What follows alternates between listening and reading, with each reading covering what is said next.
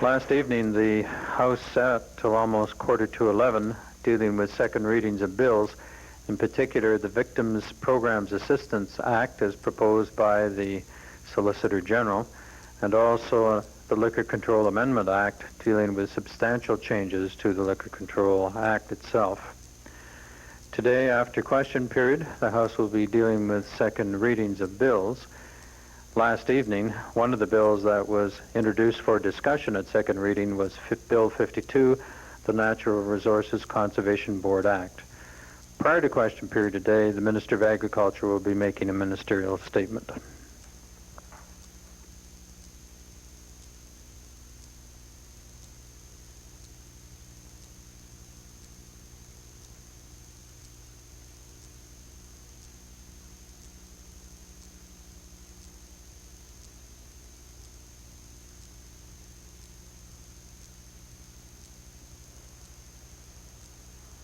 Let us pray. We give thanks to God for the rich heritage of this province as found in our people. We pray that native-born Albertans and those who have come from other places may continue to work together to preserve and enlarge the precious heritage called Alberta. Amen.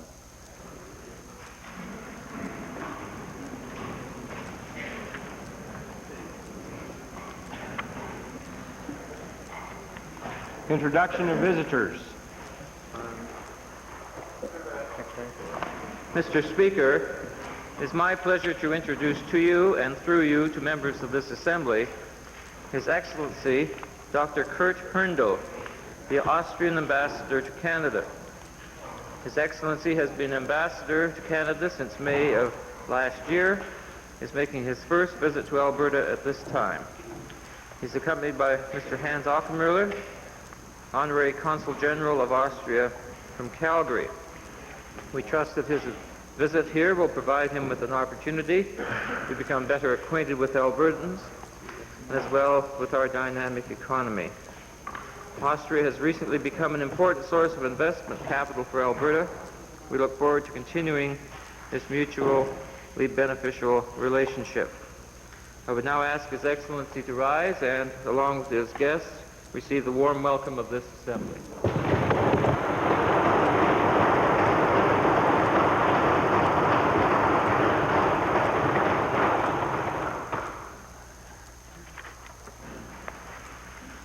Presenting petitions. Reading and receiving petitions. Member for Westlock Sturgeon. Request a reading of the petition I submitted yesterday. We, the undersigned, request the Legislative Assembly to urge the government to halt construction of the Old Creek Stormwater Management Project until such time that a complete environmental impact assessment can be conducted and a guarantee can be made that the construction of such a project will in no way damage any of the surrounding wildlife or property, and that it will in no way contaminate our community's groundwater system or drinking water source. Presenting reports by standing and special committees. Notices of motions. Introduction of bills. Tabling returns and reports. Minister of Agriculture. Mr. Speaker, I take pleasure in filing this morning a copy of the press release issued earlier on today in recognition of the fact that today is Farmers' Day and an acknowledgement to our farm families in this province.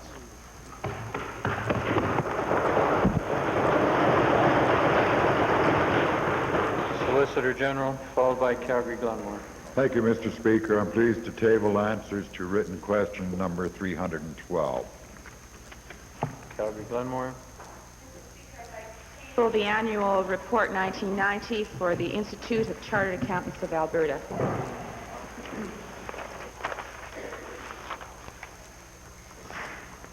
Introduction of special guests. Associate Minister of Agriculture.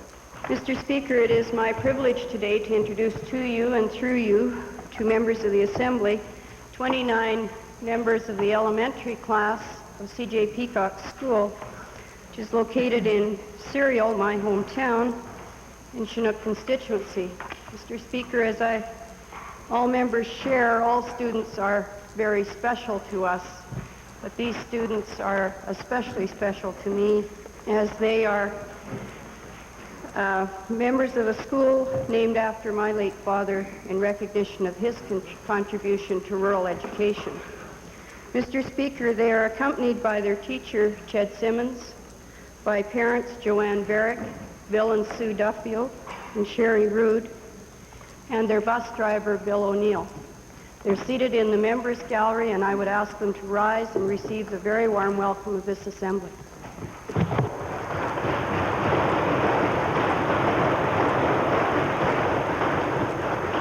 Edmonton Avonmore, followed by Edmonton Belmont. Mr. Speaker, it is my pleasure today to introduce on behalf of the Leader of the Official Opposition, the member for Edmonton Norwood, 27 students from Eastwood Elementary and Junior High School seated in the members' gallery. They are accompanied by their teacher, Mr. Cascade, parents Margaret Roy and Corey Grandinetti, and by Hank and Betty Stock. I would ask that they rise and receive the warm welcome of this assembly.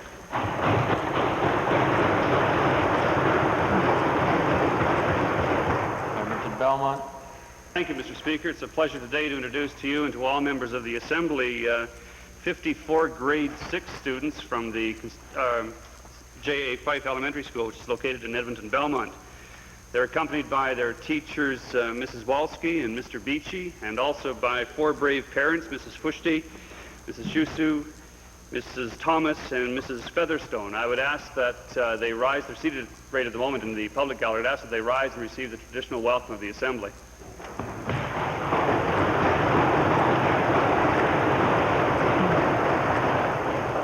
Edmonton Kingsway. Thank you, Mr. Speaker. It's my pleasure today to introduce 15 students from the Prince Charles Elementary School in my riding. They are accompanied by Barry Onishenko, their teacher, and an assistant, Aaron Pruden. I would request that they rise and receive the warm welcome of the Assembly.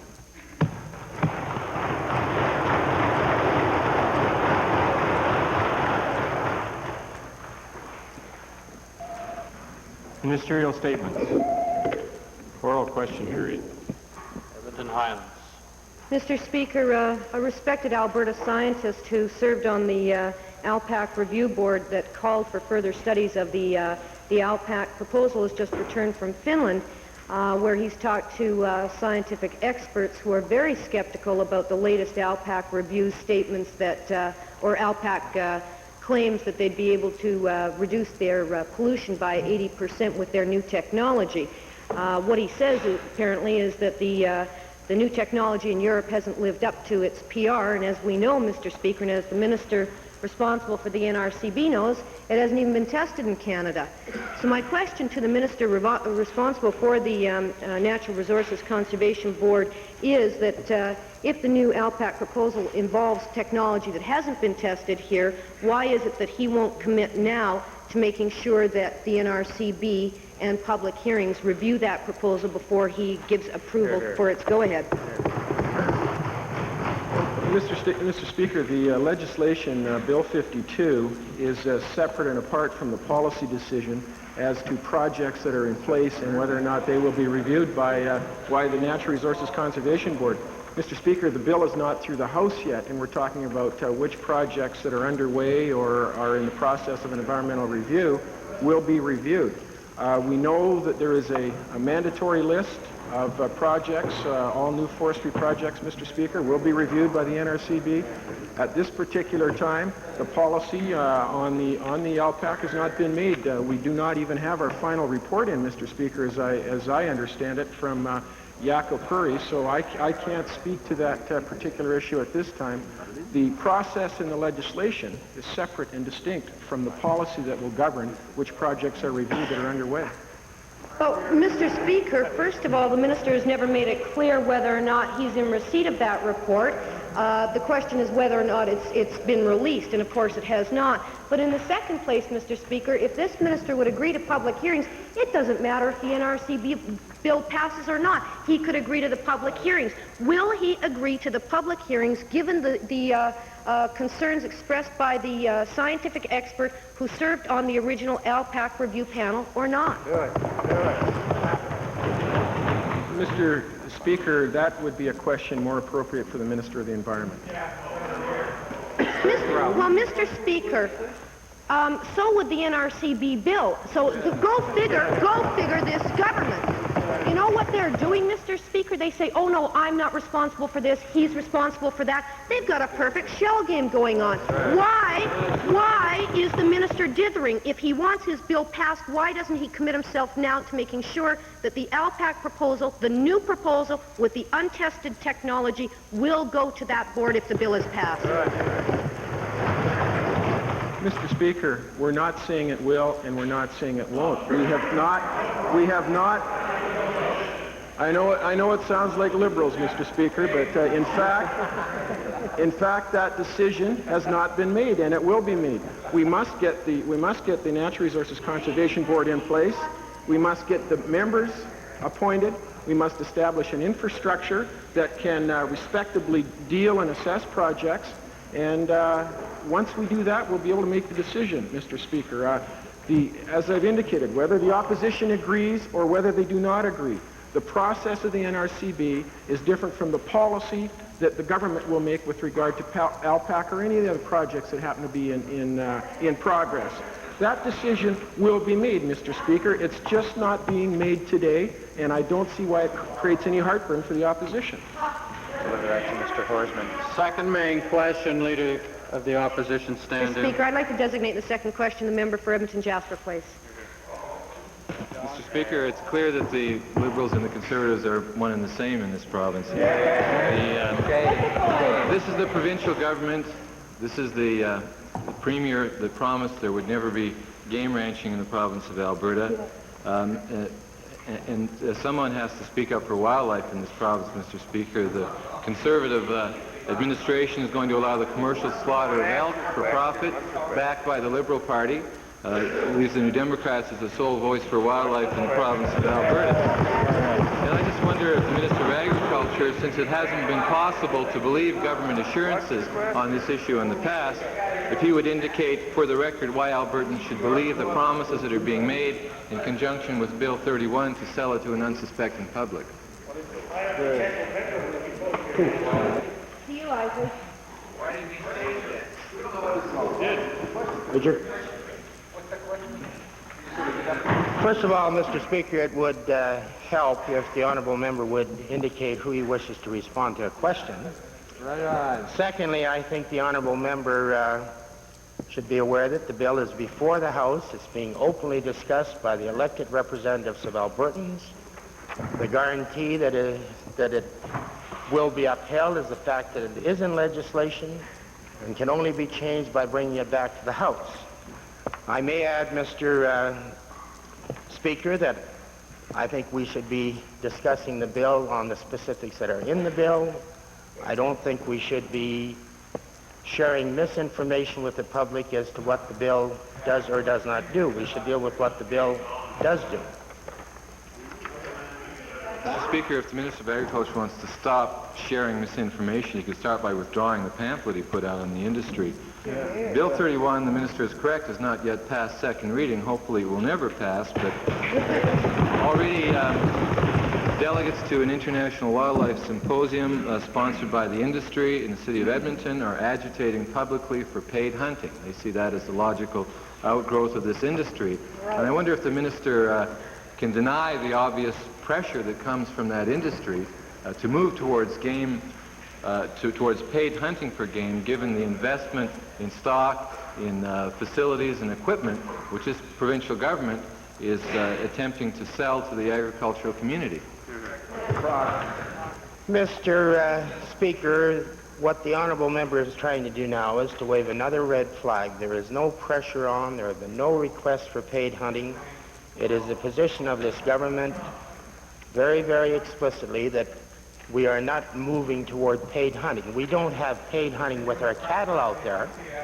I mean, we've been raising cattle under domestic conditions for years and years. We've been raising sheep, we've been raising hogs, and I don't see in buffalo, and I don't see you going out and making a deal with the farmer so that you can go out and shoot that poor defenseless cow.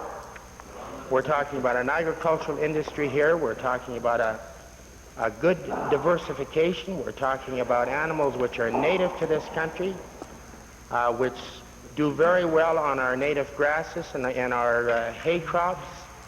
We are in no way moving toward paid hunting. Well, I think we should clarify one point. There is paid hunting in Alberta for wild boar, not for native Alberta species, and that's the area we're moving in. Another supplementary deals with a Korean-based company wants to purchase Al Oming's operation and set up what they call a cow-calf operation in the elk industry to take advantage of a market situation in Korea. Now, I thought this was supposed to be an opportunity for Alberta farmers to get involved in this thing. Why is it that the international Korean industry is moving in to take control of this operation? Again, Mr. Speaker, the international Korean-based industry has not moved in to take over. If there is anything materializing with the rumors that the gentleman is alluding to, and if it's an offshore resident buying land in this province, they cannot buy agricultural land without a specific exemption through an order in council. Mind you, anyone that moves to this country and takes up residency and becomes a citizen of Canada and a resident of Alberta can certainly buy agricultural land and participate in any agricultural endeavors. But as far as the control of any sector of our agricultural industry, including game farming, once Bill 31 passes, flowing into foreign hands, I can assure you that will not occur because of the restrictions that are in place. Calgary Northwest. Thank you, Mr. Speaker. The government has repeatedly said that the reason for the reorganization, and I say that very euphemistically, of AGT is to improve the ability to have AGT compete in the global marketplace.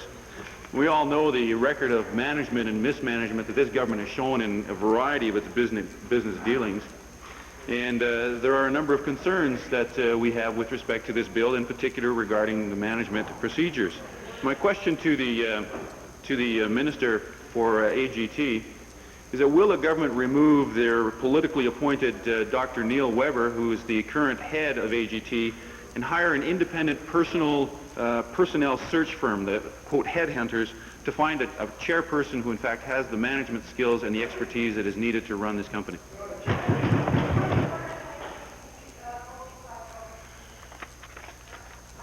Well, because the matter is being raised that this matter may indeed be on the order paper for second reading later today, the chair has noticed that it is supposedly there, but it is also the 8th with regard to being on the order paper, the possibility of being discussed later this morning.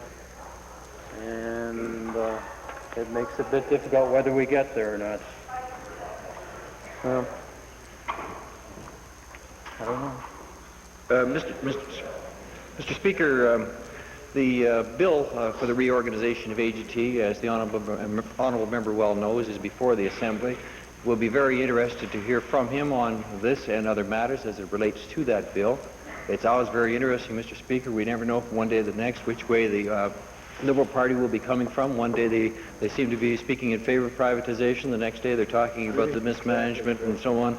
And they speak against privatization of AGT and its reorganization. And so we'll very much look forward to the debate, Mr. Speaker, and to hear from the honourable member. They have. Well, my supplementary then, Mr. Speaker, would be again to the minister responsible for AGT. And the concern that I have in part with the bill is the special share, and also known perhaps as the lion's share. In order to support privatization, will the government make a commitment to remove that special share so that the full benefits of privatization can in fact be realized as the government claims they wish to have? Well, Mr. Speaker, if the honourable member is proposing to amend the bill, there is a process for that, and let him follow that process. Well, my final supplementary then, Mr. Speaker, is will the government simply admit that this whole bill is simply an attempt to have their cake and eat it too, where they want to pseudo-privatize this company and yet on the other hand keep their hand in and really keep the reins of AGT firmly in their own hands? Mr. Speaker, I think the reasons for the bill are clear to all Albertans. That's certainly the indication I get, and certainly the types of calls that are coming in to the 1-800 number at the present time certainly support that particular position. People know why we are doing it. They know that we are positioning AGT for the future as a telecommunications company. They know that rates will be regulated in the public interest. They know that rate of return or profits will be regulated, Mr. Speaker, and I look forward to further debate and perhaps an enlightenment from the Liberal Party as to just how they're going to come down and taking a stand for once in their lives. Highwood, let's go. Mr. Speaker, my question today is to the Minister of Agriculture. Mr. Speaker, cow-calf operators, ranchers, farmers, feedlot operators have greatly benefited by the Alberta government's program on the Crow benefit offset and other supportive programs that have revitalized the cattle feeding industry in Alberta. Yeah, like the elk industry. These programs have benefited not only Highwood, but many parts of southern Alberta and indeed northern Alberta. The Cargill plant, Mr. Speaker, is located in Highwood. It's a state-of-the-art operation in beef processing. Nevertheless, there are large numbers of slaughter cattle and feed cattle that are being transported from this province into the Northwest, taking with them jobs and value-added profits that could well go to Albertans. My question then to the Minister of Agriculture, is this minister prepared to look into the situation to come up with useful solutions?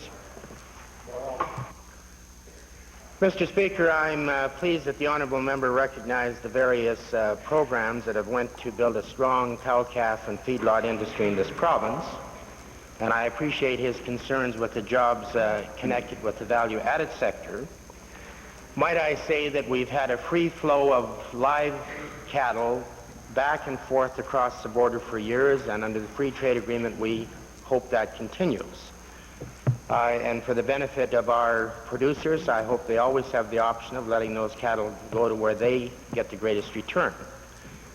There is an area of concern here, and that is that we don't feel the playing field is level at the meat packing and processing level, because it's possible for our beef that is finished to the degree that it would go USDA choice grade to flow freely across the border to a plant in the south, as long as it's a live animal, but it's not possible for that meat from that animal to flow freely into that USDA choice grade system.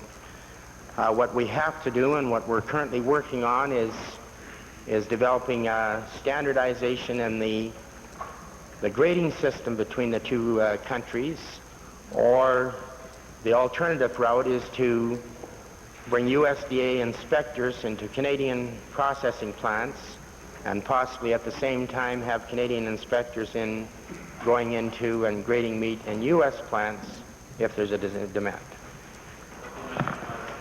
Okay, thank you, Mr. Speaker. My supplementary is again then to the Minister of Agriculture. I want to know if there's any unanimity in the packing and processing industry as to a suitable course of action. And further, is this minister prepared to give his full weight in assistance to such a course of action? Mr. Speaker, one of the reasons I would submit that this problem hasn't been resolved up to this point in time was because of the lack of unanimity in the industry. And when I say the industry, I'm talking the major meat packers out there, I'm talking the Canadian Meat Council, and I'm talking the producer organizations. As of now, there is unanimity. We are initiating and have initiated discussions with the Honourable Don Mazankowski, Minister of Agriculture for Canada. My full weight will be put behind the position of the industry, and hopefully we will get this matter resolved. Edmonton Calder. Mr. Speaker, my questions are to the Minister of Family and Social Services. Mr. Speaker, one mother I know has been struggling for over 2 years to get appropriate services for her 12-year-old son who suffers from schizophrenia. She has met with several ministers and her own MLA, but made very little progress. The stress has been so severe that last Friday she had a nervous breakdown. Because her son has been in the child welfare system for 2 years, in order to continue services, department policy requires her to give up custody of her child. In view of the fact that mental illness requires long-term care, I'd like to ask the Minister of Family and Social Services, when will he recognize that a 2-year limit is unrealistic and irresponsible and change this policy. Good idea. Well, Mr. Speaker, it's always very hard to comment on a particular situation when the information hasn't been provided, but I'd be happy to look into that particular situation. Mr. Speaker, there are times when we feel it's appropriate to enter into joint custodial agreements with parents. It's done on a mutual basis. It's done on a cooperative basis. We're obviously, Mr. Speaker, anxious to provide services to children that need it. This is one of the processes that allows that to happen, and I think it's most appropriate that we continue on that basis. Thank you, Mr. Speaker. Well, this mother has met with this minister, and she got no action, Mr. Speaker. Mr. Speaker, the fact is that these children continue to get lost in a system that does not meet their needs.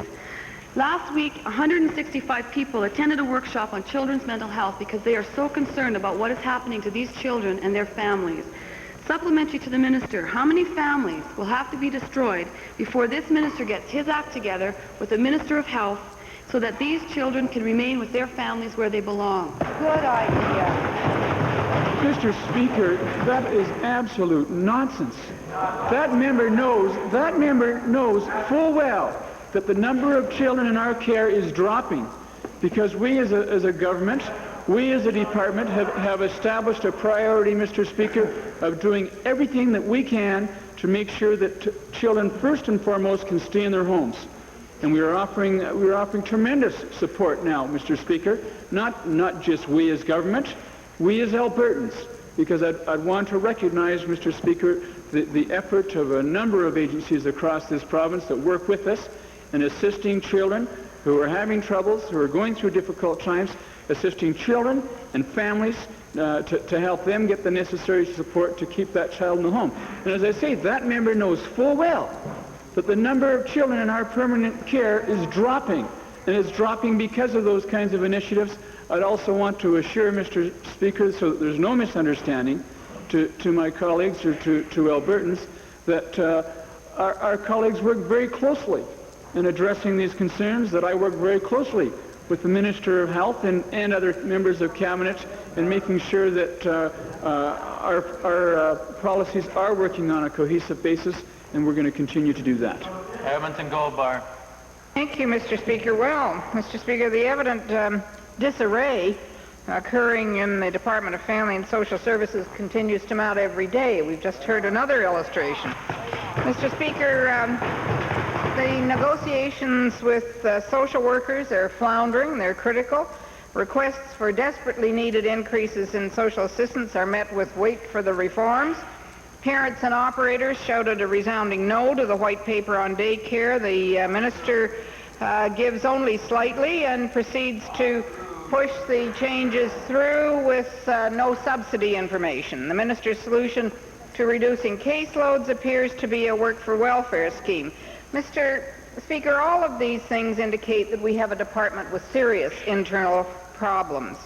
Mr. Speaker, to the Minister of Family Social Services, will the minister now please stop patronizing Albertans, stop this cruel stalling, and commit that social assistance rates will be raised so that people can provide food, clothing, and shelter for their families?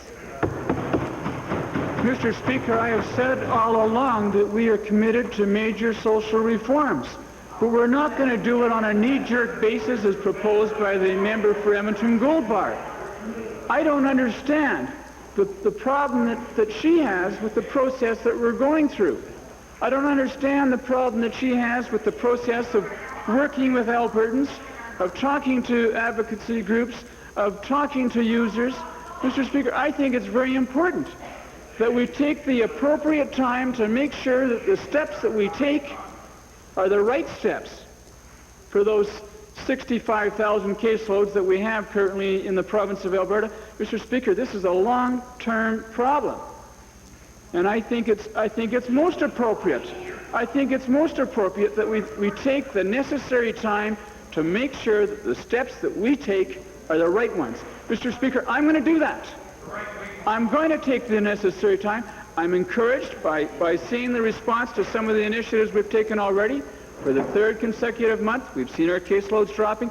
Mr. Speaker, I think it's appropriate, and that's what we're going to do. Mr. Speaker, in the meantime, you know, people are hungry and families in this province are suffering. We can wait forever. It's been since '82, and we know the problem is there. Mr. Speaker, will the minister either produce the work for welfare scheme or at least quit threatening Albertans on assistance that they're going to get cut off? Let's have a look at what you're up to. Well, Mr. Speaker, it's interesting to hear the member for Edmonton Gold Bar call for a work for welfare scheme, but the only threats are coming from that side of the House. The only fears are being created from that side of the House. Mr. Speaker, again, we are committed to address this problem in a meaningful, rational process. Mr. Speaker, I am convinced that the steps will be the appropriate ones. I'm convinced through the efforts that I and my government colleagues are putting into this process that the results will well be worth the efforts, that the results will reflect the interests of those Albertans that the member is talking about. And Mr. Speaker, I'm looking forward to getting on with those social reforms. I'm looking forward to announcing those social reforms. But again, Mr. Speaker, I'm going to take the necessary time to make sure that we do it right.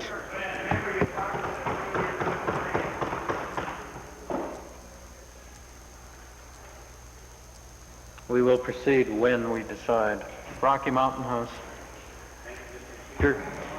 The Rocky constituency has a very intense oil and gas industry, and as part of that industry, of course, we got many miles of pipeline carrying both sour and sweet gas and sour and sweet oil.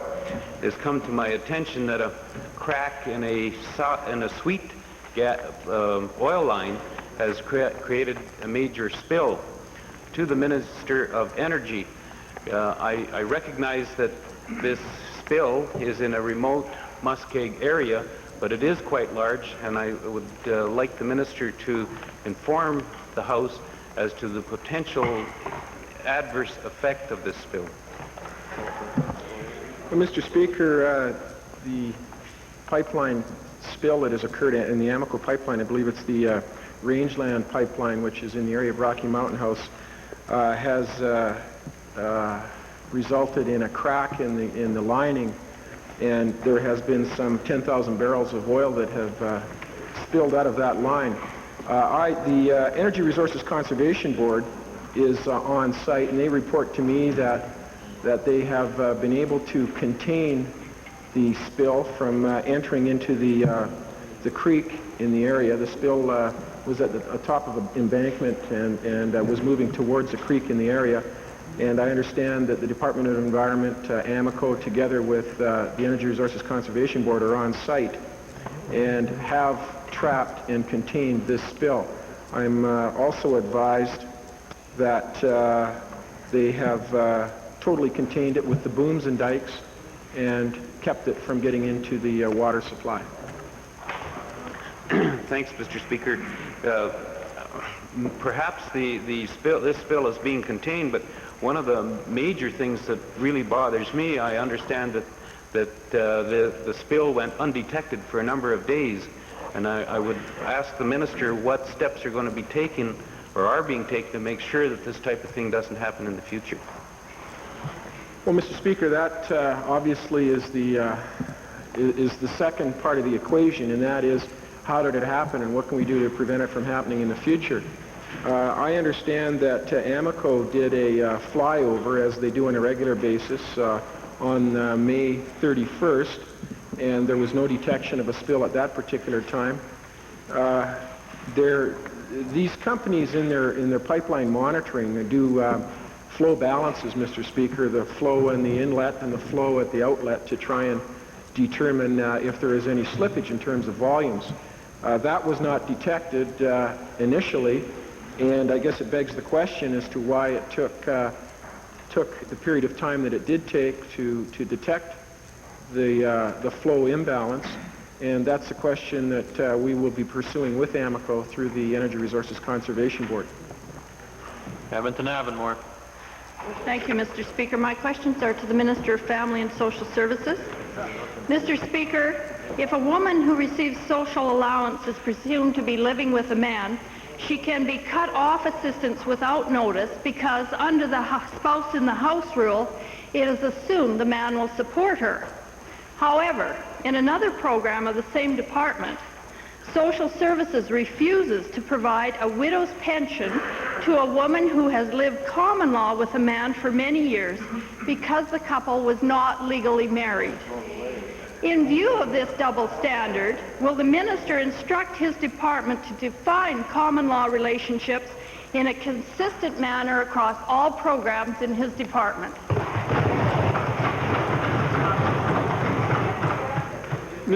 Mr. Speaker, I can only say that as it relates to our income security programs, that yes, if there's a common law relationship in place, that we take that into consideration in assessing the benefits, and I think that that's only appropriate. But, Mr. Speaker, they don't have a definition of common law relationship. They call it spouse in the house, and it is an insult to women. Given that Ontario has seen fit to delete the spouse in the house rule, which denies benefits to many single women, and given that the spouse in the house rule allows invasion by investigators of the privacy of women investigating social assistance, will the minister commit to eliminating this arbitrary rule and to providing a consistent definition of common law relationship? Well, again, Mr. Speaker, I'll only say that if there's a common law relationship in place, and that if a man and a woman are living together, and if that man is working, I believe that that man has a responsibility to provide. And we're going to continue. We're going to continue to evaluate those situations, Mr. Speaker. I might point out to the member that there are some situations in Alberta, Mr. Speaker, where there is cohabitation, and it isn't a common law relationship, and we're prepared to recognize that when it's appropriate as well. Calgary Forest Lawn. Speaker, my questions fall in line with those asked by the member for Rocky Mountain House. The oil spill at Rocky Mountain House indicates that there are perhaps serious problems with the pipeline monitoring system in this province, and as the minister indicated, AMECO suspected a spill on June the 1st, but they didn't check it out till June the 5th. I wondered if the Minister of Energy could tell the Assembly when the inspection services of the Energy Resources Conservation Board first found out about the spill and when he found out about it personally. Mr. Speaker, the responsibility for detection of the flow balance rests with the operator of the pipeline, and they are to report their results to the Energy Resources Conservation Board on a regular basis. Most pipelines in the province, at least a large number of them, Mr. Speaker, have a automated system that detects flow balance. This case, part of the line, the rangeland line, has the automated system, and part of it is a manual system, and we're trying to determine whether it was human error or whether there were other factors involved. It's difficult to say. Right now, the ERCB is preoccupied with containing the spill, and it has been contained in a three-quarter square mile area, and that's the first priority at this particular point. But as I indicated to the member for Rocky Mountain House, and I will indicate to the members for Calgary Forest Lawn, that we will be getting to the bottom of the reason that this leak was not detected at an earlier date. Thank you, Mr. Speaker. Well, spills such as this, in all probability, will happen more often because of the age of our pipelines. Yes. This pipeline was 30 years old and was not yet equipped with automatic meters. So my question to the Minister of Energy, Mr. Speaker, is will the Minister require that pipeline companies replace these manual meters with automatic meters to prevent serious spills like this? Good idea. Mr. Speaker, first, I would not want to create any undue fear in the minds of Albertans that all pipelines in the province of Alberta are on the verge of bursting forth and spilling oil across the province. We have had an accident in this case, Mr. Speaker. We're bound to have accidents. Accidents have all the time. What we try and do is minimize the amount of accidents, and by the industry moving towards automation as opposed to manual control, is one way in minimizing it. Again, however, there can be mistakes made or mechanisms that go awry that are automated, and then the call would be for a manual monitoring, Mr. Speaker. In this case, I think that we're just going to have to find out what the problem is. We're speculating at this particular time the reasons behind the lack of detection at an earlier date. I can assure the member that as soon as we have determined that, as soon as the ERCB has conducted their review, I'll report back to the member. Calgary McKnight. Thank you, Mr. Speaker. Mr. Speaker, the 1989-90 estimates for the Department of Culture and Multiculturalism show a 28.9% cut in the performing arts budget. Because of those cuts, the Alberta Band Association has been forced to withdraw funding from the Junior Band Workshop program. That program, Mr. Speaker, allowed 800 junior high school students to attend week-long summer music camps in 6 centers throughout Alberta at an approximate cost of $20,000. Mr. Speaker, the minister's decision has forced the cancellation of the Medicine Hat and Grand Prairie workshops this year. My question to the minister is, how can the minister justify the deterioration of this $20,000 education program benefiting approximately 800 students when his government, through the Wild Rose Foundation, has spent at least the same amount in sending 5 officials, including 1 MLA, to Japan? Well, Mr. Speaker, the matter raised by the honourable member for Calgary McKnight is a situation, I guess, that we all face. Increased pressures, Mr. Speaker. Well, we all face. Increased pressures for limited dollars. Difficult choices have to be made. With respect to the matter raised about the Wild Rose Foundation, the member, surely to goodness, must know that that foundation is not in this department. Mr. Speaker, these young people are trying to be part of Alberta's cultural revival. They're looking for enriching ways to live their lives. So I would ask the minister, will he agree to restore funding to the Alberta Band Association so that these workshops can go on? Well, Mr. Speaker, I'll take a close look at what the member has raised and get to the details of it and provide her with some specific responses. But, Mr. Speaker, the granting budgets, not just for bands, not just for choral groups, but for everybody who is making a cultural contribution to this province, are under extreme stress. I can think of the city of Edmonton, for example, many festivals happening here, and people want to have more festivals. There's increasing pressure on limited budgets. But, Mr. Speaker, we review on a constant basis the way to provide the most possible dollars we possibly can for this valuable resource. And if we can find, thank you, Mr. Speaker, if we can find extra dollars, Mr. Speaker, anywhere, we're going to make sure that they are in the hands of people who can use them. We're looking for efficiencies in administration and in every conceivable way, Mr. Speaker, to make the best possible use of the very limited dollars we have. Cypress Radcliffe, followed by Edmonton Kingsway. Order, please. Speaker, my question is to the Minister of Agriculture. Mr. Speaker, it's related to the sale of Alberta Agriculture Development Corporation lands and when they are either, and the methods in which they are sold. And I wonder if the minister has entered in negotiations or had any negotiations or thoughts related to listing those lands with the multiple listing services provided by the Alberta Real Estate Association, rather than picking individual real estate firms for the sale of those lands. Mr. Speaker, the Agricultural Development Corporation uses a variety of methods of disposing of land that comes under its ownership.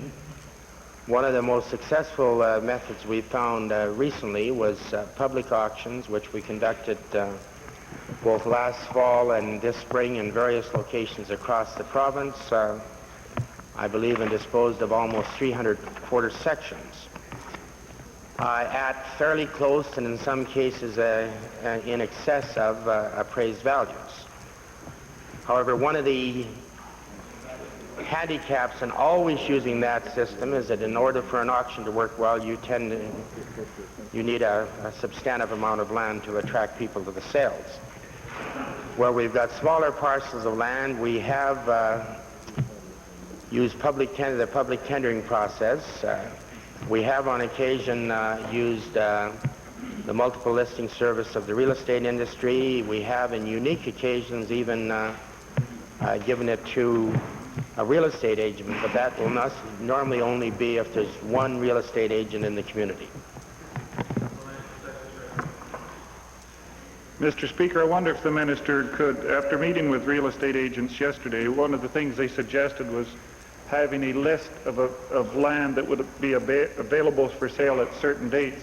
If the minister would examine the ability to prepare that list so that we would have 7,500 salesmen out there trying to move our excess farmland rather than 15 or 20 people at an auction sale.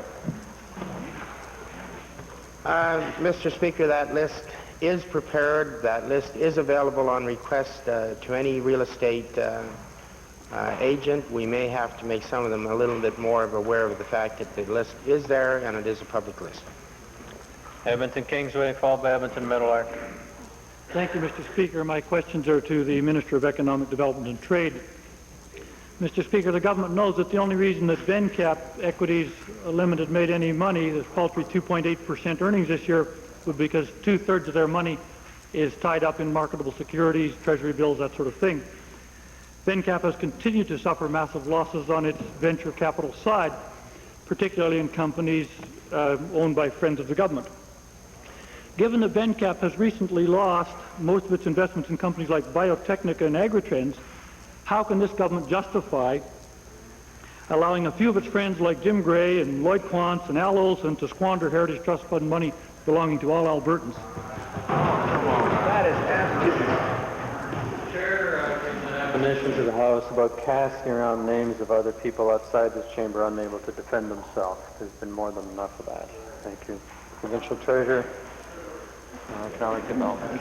Speaker, as the honourable member is aware, Vencap is an arm's-length organization from the Government of Alberta. They have a $200 million loan from the Government of Alberta, and they are involved, as the honourable member himself mentioned, with venture capital investments. And by their very nature, they are of more of a risk nature. We are glad that they are involved in these risk ventures because that way it adds to a further diversification of this province. I should share with the honourable member that it is unbecoming to him to involve in a slanderous way those individuals he has done because they are very involved in the development of this province. Say it outside. Mr. Speaker, a true venture capital company would invest in small companies, not 3 dozen middle-sized companies that are friends of the government. If the government had given this $200 million, instead of giving it to Vencap in a sweetheart deal, if they'd given it to AGT, they would be getting market rates on it. So, Mr. Speaker, why don't they privatize their friends and cut them off the government payroll and leave AGT alone? Mr. Speaker, is the honourable member suggesting that the venture investments by Vencap are not in the private sector? I'm not sure of the intent of his question because it's utter nonsense as to what he is conveying to this House. I don't think it's member for Edmonton Meadowlark. Thank you, Mr. Speaker. Mr. Speaker, climate changes due to global warming can have a profound effect on Alberta's agricultural industry in the not-too-distant future, and in fact there are those who argue that it may already be having a profound effect. A recent issue of the Climate Change Digest by Environment Canada entitled The Effects of Climate and Climate Change on the Economy of Alberta, and a recent document by the Alberta Research Council called Adapting to Climate Change in Alberta both report on studies which address the possibility of global warming's effect on agriculture in Alberta. I wonder whether the Minister of Agriculture could give us his reaction to these documents and tell us whether he's raised this matter with the Minister of the Environment or the Minister of the Energy, whichever one is responsible for these matters at this time. Mr. Speaker, I think it's fair to say there have been discussions on the impacts of global warming with the various ministers that the honourable member has identified. In fact, I believe the first presentation I viewed on it recently was midwinter when I drove in from Bonneville one morning. When I left home, it was -45. my constituents were saying, hey, we'd like to see some evidence of this global warming.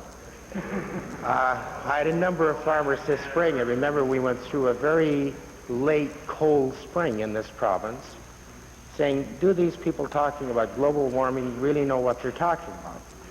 I suppose I'm from Missouri, Mr. Speaker. I have to be shown that. Are we in a theoretical debate here, or are we in a real one? It's just appalling that a minister of this government would joke about something as critical as this.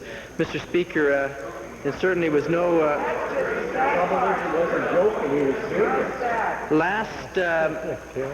Last week I tabled a document which outlined a resolution by the National Farmers Union at its April 4th convention, a resolution calling for steps on the part of this government to reduce carbon dioxide emissions in the agricultural industry. A week before, I'd asked the minister a question about it. He didn't know whether it existed or not. I wonder whether the minister could tell us, is he aware of that resolution now?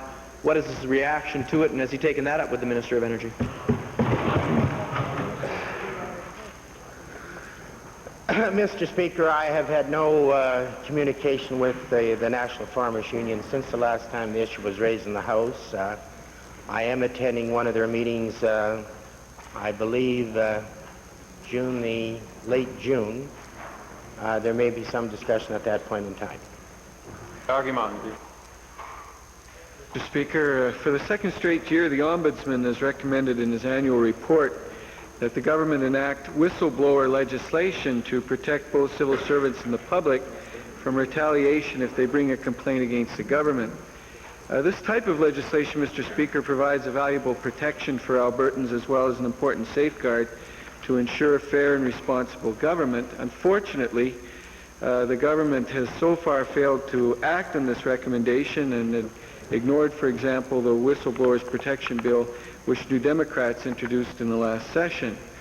I'd like to ask the Deputy Government House Leader, would he tell the Assembly, does the government intend to ignore this problem indefinitely, or can Albertans anticipate action soon on the new Whistleblowers Protection legislation as requested by the Ombudsman? Well, Mr. Speaker, the Ombudsman's report, as the honourable member has indicated, has just been tabled yesterday. I haven't personally had an opportunity to review it. We will certainly do that and take the honourable member's question as noticed this time. Blow the whistle on him. Well, Mr. Speaker, this lack of this kind of protection has a chilling effect on people reporting wrongdoing or unfair treatment. I've had constituents tossed out of their homes for bringing forward complaints about their landlord. A case of a public employee I'm aware of who was in effect fired for reporting suspicions he had of thefts going on in his department. Town councils might be afraid to complain about their government MLA for fear of losing government programs. Will the Deputy Government House Leader admit that the longer the government delays in acting on this recommendation from the Ombudsman, the more they reinforce an image the public has of them of not being in the least bit concerned and more interested in perhaps protecting themselves than they are in improving services to the people of Alberta? Mr. Speaker, it's my understanding that some of the matters that the honourable member raises are under consideration at the present time by the responsible minister at the request of members of the Special Select Committee, and I'm sure that they will take the members' comments into account. Thank you. Orders of the day. Might we revert briefly to the introduction of special guests?